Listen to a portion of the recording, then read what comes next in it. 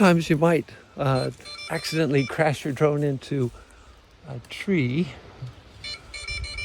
Maybe it was that one, I don't know. One of these trees around here. When you switch on the emergency beeping, it helps you track it down even if you're kind of in the middle of nowhere.